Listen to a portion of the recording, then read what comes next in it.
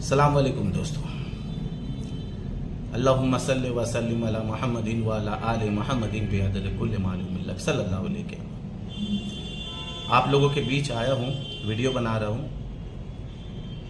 कुछ बातें हैं जो आप लोगों से शेयर करनी थी। इस वजह से सबसे पहले तो मैं अपने बारे में आप लोगों को बता दूँ कि मेरा नाम मोहम्मद इरफान खान इफ्तिखारी है। मैं कोई आलिम, कोई फाजिल, कोई मुफ्ती, कारी नहीं हूँ। मैं सिर्फ़ और सिर्फ तालिब इल्म रिसर्च करता हूँ, मुताला करता हूँ अपने दिन से मुतल्लिक। तो जो कुछ बातें मेरे सामने आई है मैंने सोचा आप लोगों से शेयर करूँ, आप लोगों को बताऊँ, क्योंकि जिनके पास ये सनद है, डिग्री है, जिनको बताने का ये काम जिम्मा दिया गया है, वो लोग मेंबरों पे तो आते हैं लेकिन सच बयान नहीं करते, अपने अपने फिरकों को प्रमोट करते हैं, और जो सच बातें हैं वो बात बयान नहीं करते। आज जो मासूम है उम्मती, जो ला इल्म है, इल्म जिनके पास कम है, वो लोग उन लोगों की बातों पे यकीन करते हैं और यकीन करके उन्हीं रास्ते पे चलते हैं जो सही रास्ता नहीं है। जानना ये जरूरी है कि रसूल पाक सल्लल्लाहु अलैहि वसल्लम ख़त्म नबूवत है। आप सल्लल्लाहु अलैहि वसल्लम आखिरी नबी हैं, लेकिन उनके बाद आप सल्लल्लाहु अलैहि वसल्लम ने अपनी उम्मत का रहबर, रहनुमा, पेशवा किसे बनाया, ये चीज जानना जरूरी है। जिसे बनाया है उम्मत को उनके पीछे चलना है तो वो कभी गुमराह नहीं होगा, राह रास्त पे रहेगा। रसूल पाक सल्लल्लाहु अलैहि वसल्लम ने अपने बाद अपने उम्मत का पेशवा, रहनुमा, इमाम, आका, मौला, अपने भाई मौला कायनात अली इब्न अबू तालिब अलैहिस्सलाम को बनाया। मन कुन्तु मौला फहाजा अली उन मौला का ऐलान करके। तो जब ये बातें, ये दलील अपने सामने आ गई, सारे साहबों ने लब्बैक किया।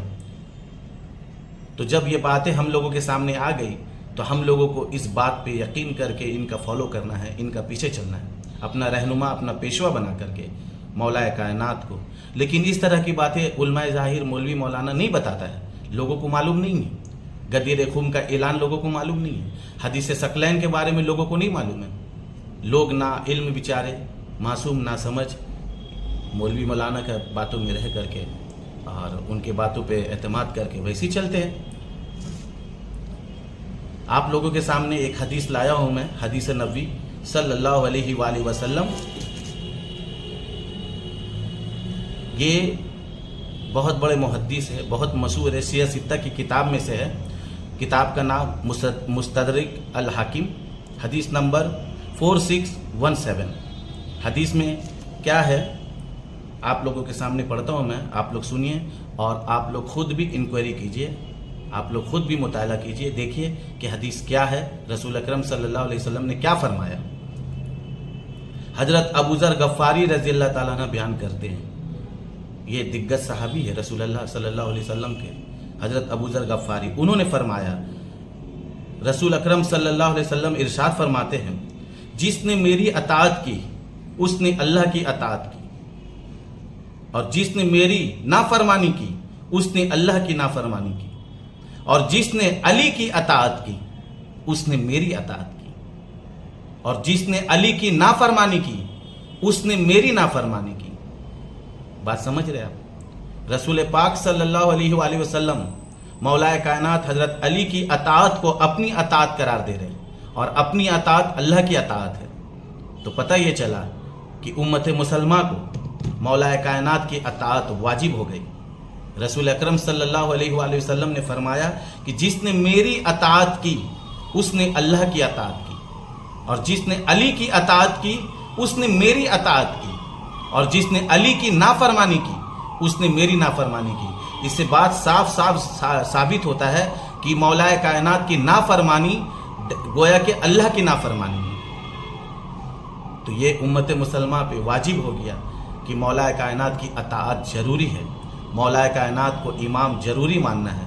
मौलाए कायनात उम्मत मुसलमा का पेशवा है बाद अज नबी सल्लल्लाहु अलैहि वसल्लम के बाद मौलाए कायनात। ये इस तरह की बातें उलमाए ज़ाहिर नहीं बताते, हम लोगों को नहीं मालूम। जब हम मुताला करेंगे, जानकारी करेंगे तो पता चलेगा सच क्या है।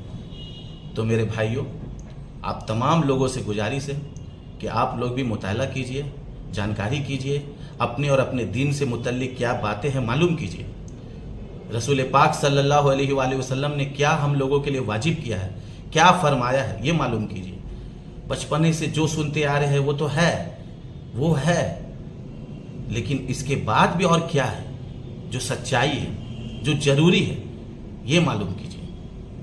کتاب مستدرک الحاکم، حدیث نمبر میں پھر سے بتا دیتا ہوں کہ آپ لوگ آرام سے چیک کر لیں، حدیث نمبر 4617۔ آپ لوگ انکوائری کیجئے اور معلومات کیجئے، اور خدا کے واسطے رسول پاک صلی اللہ علیہ وآلہ وسلم کے فرمان کو پورا سے پورا تسلیم کیجئے، پورا قبول کیجئے۔